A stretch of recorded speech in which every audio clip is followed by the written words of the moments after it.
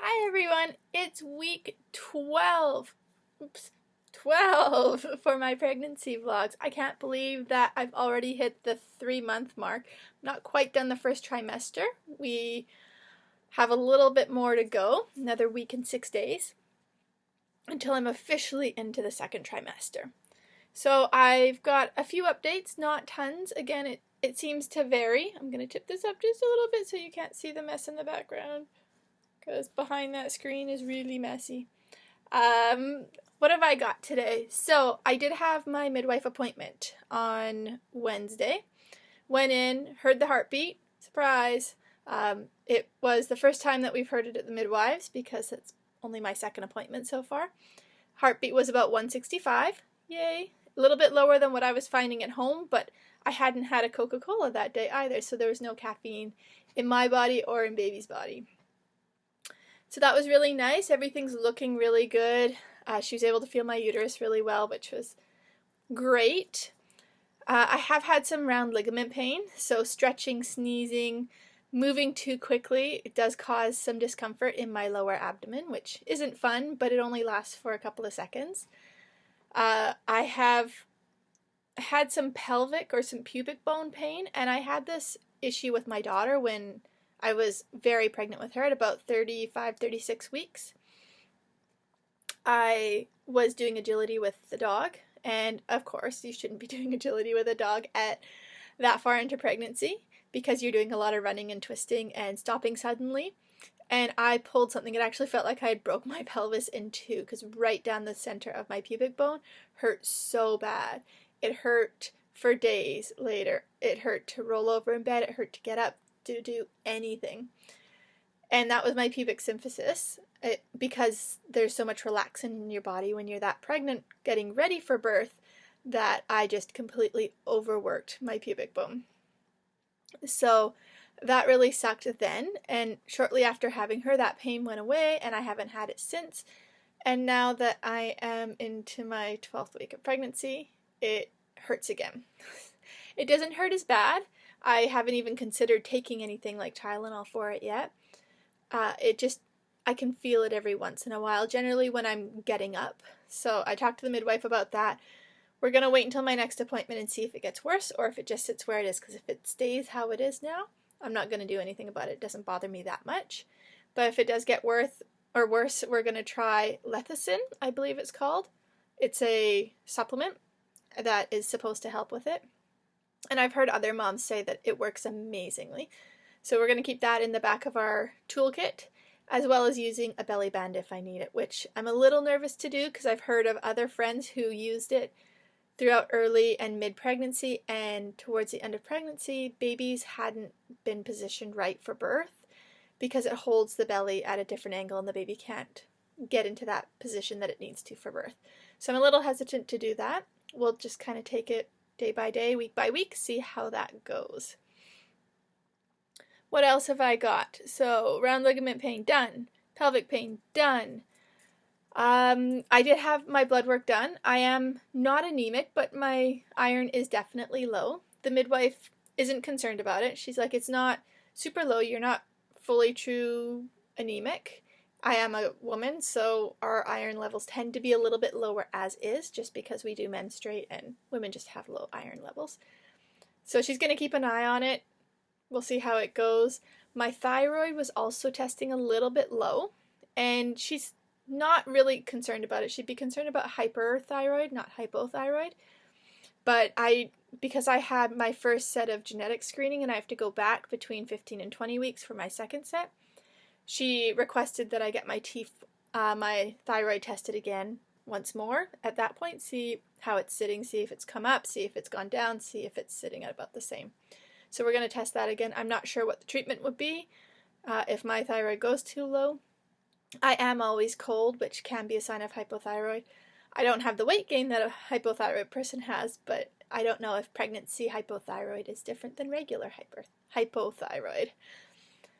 What else? All of my STI, STDs were negative as per expected. My blood type was confirmed as AB positive, which means I don't have to worry about taking the injections closer to delivery.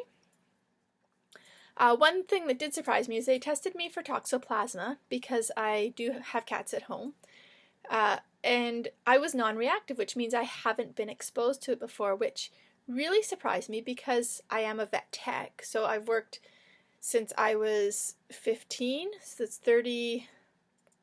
16 years now. I've worked primarily with cats and dogs and animals and things like that.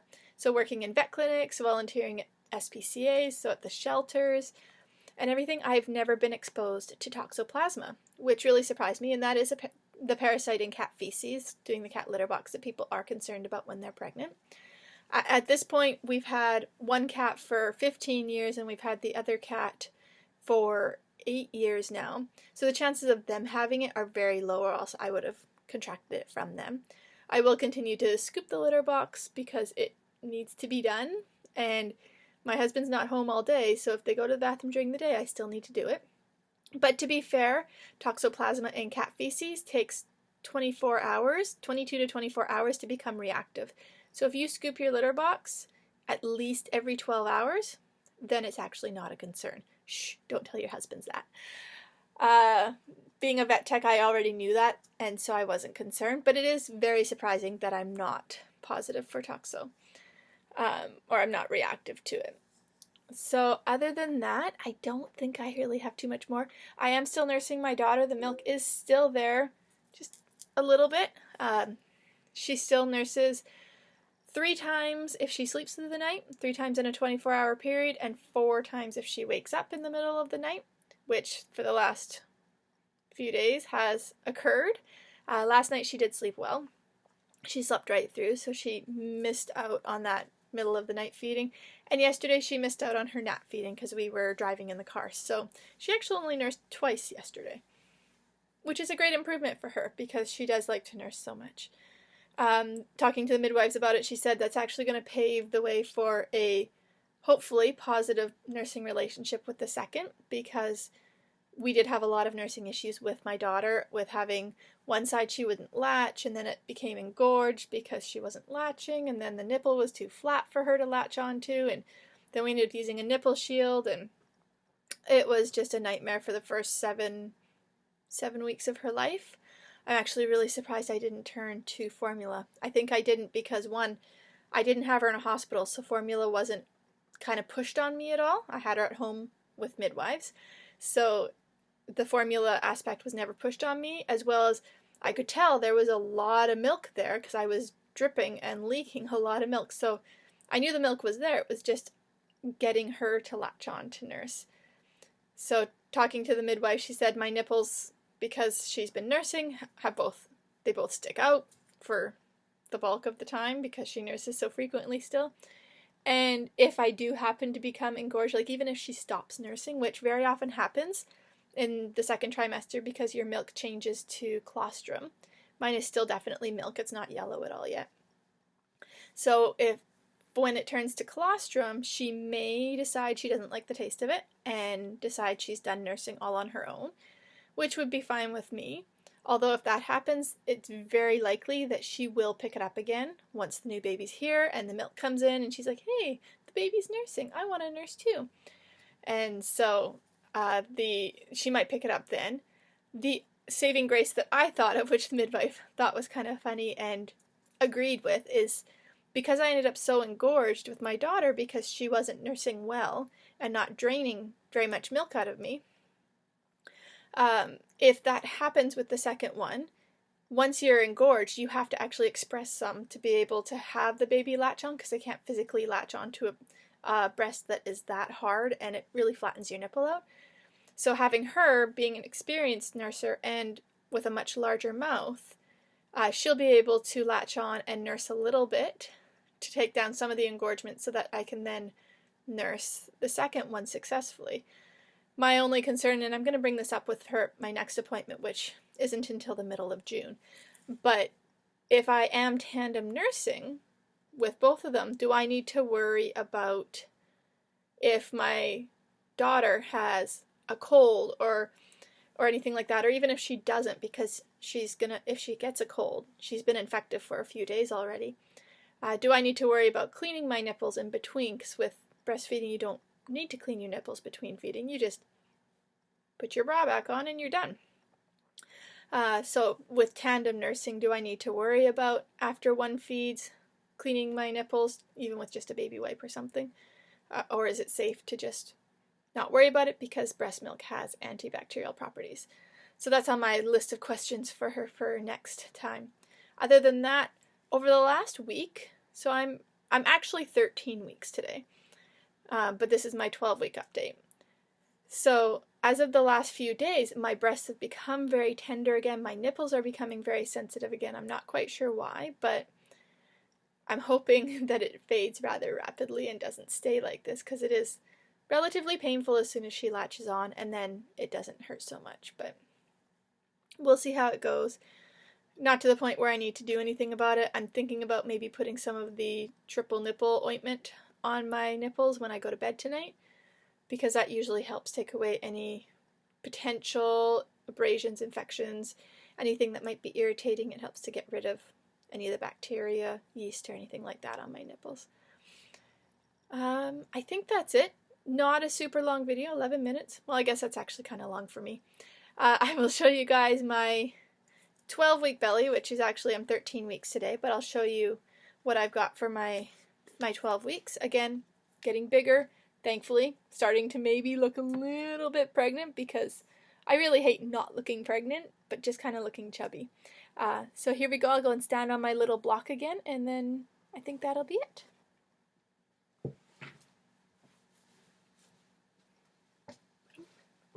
So there we are, straight on. There we go. Relax the shirt a little bit. Sideways, so there's a little bit starting to stick out. Go to the other side. There we go. And then with the shirts up and the belly band down. Maternity pants, they're so worth it. They're so comfortable. So there we go. There's with no pants, no shirts. So there's a little bit of something there. Again, the baby's way down here still, very close to my pubic hair, but because the uterus is growing, it's pushing everything else up, which is what gives you the actual bump at the beginning. My weight hasn't changed a whole lot. I am sitting at 124 pounds, so I'm up 2 pounds from my pre-pregnancy weight, which isn't too bad for me. I don't mind that.